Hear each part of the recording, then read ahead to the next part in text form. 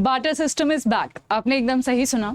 एक टाइम पे जो बार्टर सिस्टम चलता था कि जी आप मुझे ये सामान दीजिए, इसके बदले में मैं पैसे नहीं आपको कोई और सामान दे दूंगा, वो बार्टर सिस्टम दोबारा से आ गया है। अब क्या है, कहाँ पर आया है, क्या एग्जैक्टली हम यहाँ पर कौन सी चीज़ लेने वाले हैं, कौन सी चीज़ देने वाले हैं, ये हम समझेंगे। कौन किस दो देशों की बात कर रहे हैं ये तो आई एम श्योर आप समझ ही गए होंगे। पीछे ये तस्वीर देख के पुतिन जी और मोदी जी की यहाँ पर फोटो है। तो इंडिया और रशिया के बीच में एक डील हुई है जो बार्टर सिस्टम को यूज करके हुई है। बार्टर सिस्टम भी समझेंगे, पूरी डील को भी समझेंगे, और इसके पीछे जो सबसे बड़ा रीजन है कि ये बार्टर सिस्टम क्यों लाना पड़ा, जब इतनी एडवांस सारी चीजें हो चुकी हैं, टेक्नोलॉजिकली हम इतना एडवांस हो चुके हैं, सारी करेंसीज इतना एडवांस हो चुकी है, हम इतने सारे अकाउंट्स एक दूसरे के देश में खुलवा सकते हैं, नोस्ट्रो अकाउंट वोस्ट्रो अकाउंट आ गया है, पर फिर भी ये बार्टर सिस्टम दोबारा से लाने की ऐसी क्या जरूरत आन पड़ी। आपके इंटरव्यू में ये टॉपिक बहुत ही इंपॉर्टेंट हो सकता है। शुरू करते हैं बिना किसी देरी के। मेरा नाम पिंकी है, मैं आप सभी का बहुत बहुत स्वागत करती हूँ अड्डा 24/7 पर। अगर आप चैनल पर नए हैं तो फटाफट चैनल को एक बार सब्सक्राइब कर लीजिए, और अगर आपने अड्डा 24/7 का ऐप नहीं अब तक डाउनलोड किया है वो जरूर कर लीजिएगा, क्योंकि आप किसी भी एग्जाम की तैयारी कर रहे हैं, हम यहाँ पर आपके लिए 10 क्विजेज अपलोड करते हैं डेली, जो आप प्रैक्टिस कर सकते हैं, which is very very helpful for your exam. शुरू करें।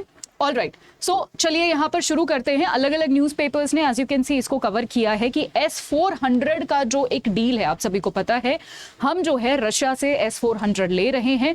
बट क्या हो रहा था, अब देखिए समझने की कोशिश करिएगा कि जब मैं रशिया से S-400 ले रही हूँ तो मैंने रशिया के साथ एक अग्रीमेंट किया कि जी आप जो मुझे S-400 दे रहे हो, अगर आपको नहीं पता S-400, मैं इस मिसाइल की बात कर रही हूँ, कि जी आप मुझे जो S-400 दे रहे हो मैं उसकी पेमेंट अपने रुपये में करूंगा। ये हमने उसको बोला। पहले उन्होंने बोला हाँ जी ठीक है आप कर दो। अब हम क्या करने लगे, हम सारी पेमेंट्स रुपये में करने लगे। इससे क्या हुआ, रशिया के पास बहुत ज्यादा पैसा, बहुत ज्यादा रुपये इकट्ठा हो गया। अब रशिया दुविधा में पड़ गया कि मैं इस रुपये का क्या करूं, है ना, मैं कहीं और कुछ ट्रेड नहीं कर सकता रुपये से वगैरह वगैरह, तो मेरे पास तो लिमिटेड ऑप्शन है इस रुपये को यूज करने के लिए। अब मैं इसका क्या करूं। इंडिया के सामने वो ये प्रॉब्लम लेकर आया कि जी मेरे पास आप सारी पेमेंट्स रुपये में कर रहे हो, मेरे पास इतना सारा रुपये इकट्ठा हो गया, अब मैं इस रुपये का क्या करूं, आप ही सोल्यूशन बता दीजिए। तो हम एक सोल्यूशन के साथ आ गए। हमने बोला कि देखो हम तुमसे जो है ये S-400 ले रहे हैं, ठीक है, और बदले में आपको रुपये दे रहे हैं। एक काम करो, वो रुपये तुम लोग वापस, मतलब रशिया जो है वो वापस इंडिया में ही इन्वेस्ट कर दे। आप समझ रहे हैं, क्योंकि हमारी कंट्री में तो चलता है रुपये, है ना। सो वो रुपये जो हमने दिया है रशिया को, अगर वो रशिया जो है वापस हमारे ही देश में डाल दे तो उसका जो है इन्वेस्टमेंट भी हो जाएगा और कुछ ना कुछ जो है उस रुपये का यूज भी हो जाएगा।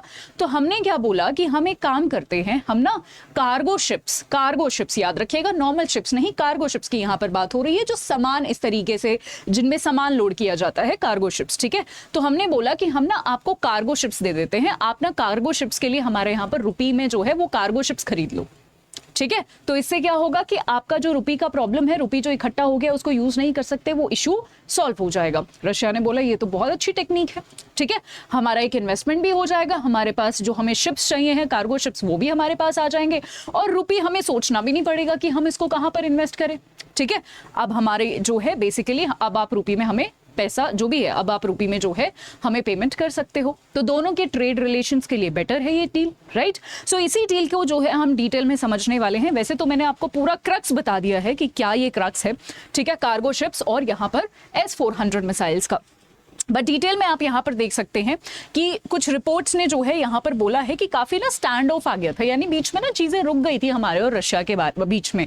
रीजन उसका यही था कि हम कुछ भी ले रहे थे उसकी रुपये में पेमेंट कर रहे थे, वो लोग बोल रहे थे कि जी आप रुपये में पेमेंट करे जा रहे हो, हम क्या करें इस रुपये का, है ना। सो ये एक प्रॉब्लम आ रही थी, जिसकी वजह से जो है आप यहाँ पर देख सकते हैं the report said stand of between India and Russia over the currency has resulted in more than $2 billion in payments from India being held up for over a year now, ठीक है, कम से कम 1 साल हो गया ये प्रॉब्लम चलते चलते, जिससे ट्रेड रिलेशन पर भी इंपैक्ट पड़ रहा था ऑफ कोर्स, राइट।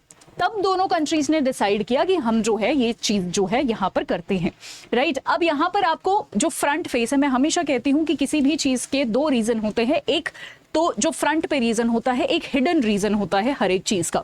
जो हिडन रीजन है वो यहाँ पर कहीं ना कहीं डॉलर को रिप्लेस करना है। अब देखो ऐसा भी तो हो सकता था ना कि दोनों ही कंट्रीज जो है वो ट्रेड कर रहे हैं और डॉलर में कर दे, और डॉलर का तो कोई प्रॉब्लम भी नहीं आता क्योंकि डॉलर तो हर जगह चलता है ना। अगर रशिया के पास डॉलर है तो वो कहीं पर इन्वेस्ट कर सकता है, dollar is applicable, acceptable everywhere, right.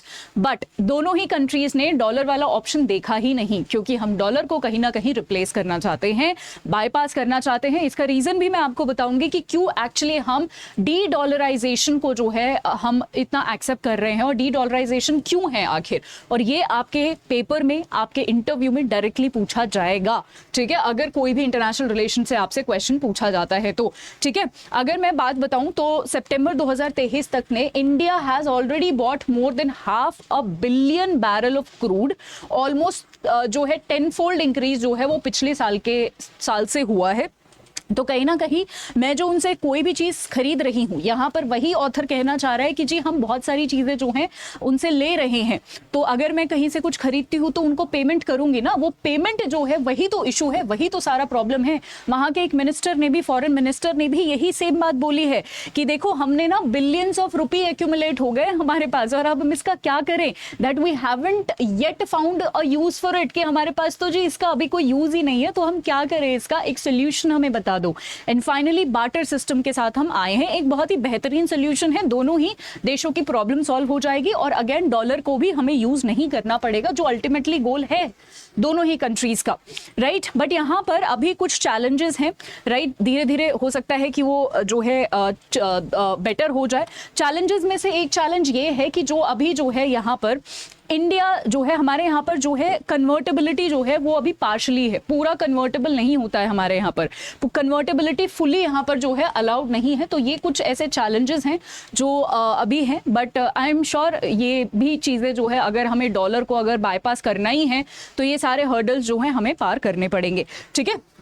Okay, now the bigger question is कि डी डॉलराइजेशन क्यों, हम डॉलर को खत्म तो नहीं बोलूंगी मैं, रिप्लेस बोल सकते हैं हम, बाईपास बोल सकते हैं हम, कि हम डॉलर को हम जी करना ही क्यों चाह रहे हैं। हमारे आपने देखा होगा कुछ पिछले शायद एक साल में हमने बहुत सारी ऐसी चीज़ें सुनी हैं, वो नोस्ट्रो अकाउंट सुना है, या फिर बहुत सारा हम अलग अलग देशों के साथ अग्रीमेंट्स कर रहे हैं ताकि हम अपने रुपी में ट्रेड कर सके उनके साथ, ठीक है। आई गेस 20+ कंट्रीज ने राजी भी हो गए हैं वो लोग कि जी ठीक है हम आपके रुपी में ट्रेड करते हैं आपके साथ, ठीक है। तो रीजन क्या है कि हम डॉलर को रिप्लेस कर रहे हैं और ये डी डॉलराइजेशन को एक्सेप्ट कर रहे हैं। डी डॉलराइजेशन का मतलब यही है कि डॉलर हमने रिप्लेस करना है या बाईपास करना है।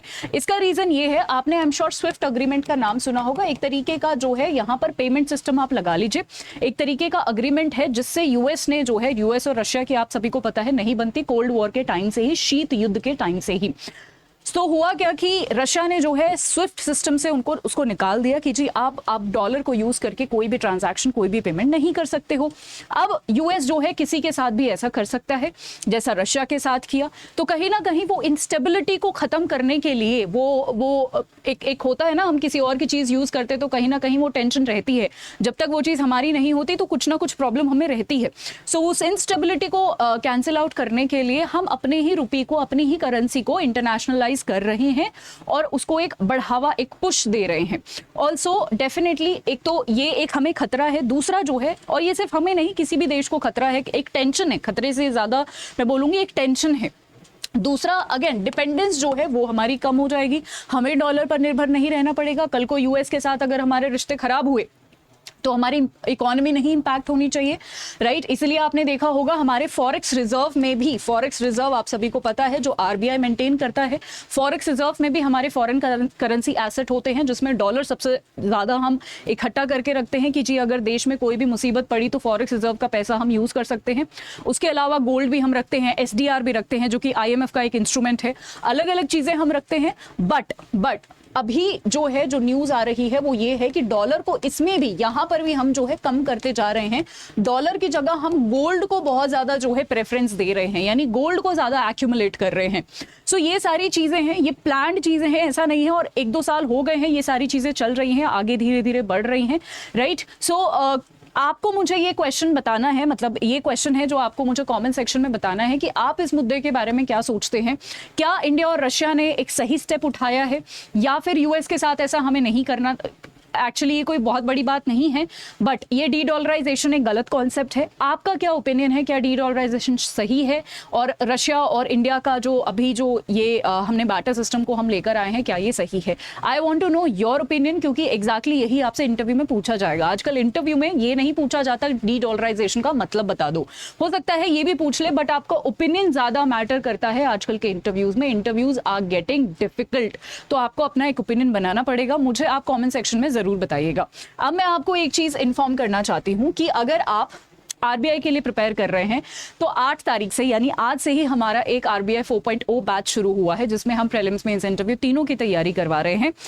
पूरा डेडिकेटेड बैच है जिसमें सारा सिलेबस पीडीएफ आपको दी जाएगी। तो अगर आप 2024 में क्रैक करना चाहते हैं, this is the perfect batch for you. जब आप Y674 कोड यूज करेंगे तो आप अभी जो है डबल वैलिडिटी भी चला हुआ है, तो डबल वैलिडिटी आपको मिलेगी, प्लस मैक्सिमम डिस्काउंट आपको मिलेगा। इसके अलावा जो है हमारा एक और बैच है मेंटोरशिप बैच, जिसमें मैंने अभी अभी जो 4.0 बैच बताया है ये भी इंक्लूडेड है, और अलग से आपको पर्सनलाइज मेंटोरशिप दी जाएगी। मेरी मानो तो मैं आपको ये सजेस्ट करूंगी, क्योंकि बहुत ही बेहतरीन बैच है, तो इसमें आप एनरोल कर सकते हैं। आरबीआई का 4.0 बैच भी इसी में इंक्लूडेड है, और अलग से मेंटोरशिप दी जाएगी इसमें आपको, ठीक है, पर्सनलाइज मेंटोरशिप, राइट। और अभी this is the perfect time, क्योंकि यहाँ पर आपको मैक्सिमम 85 तक का डिस्काउंट मिल सकता है डबल वैलिडिटी के साथ, क्योंकि अभी दिवाली ऑफर चल रहा है, ठीक है जी।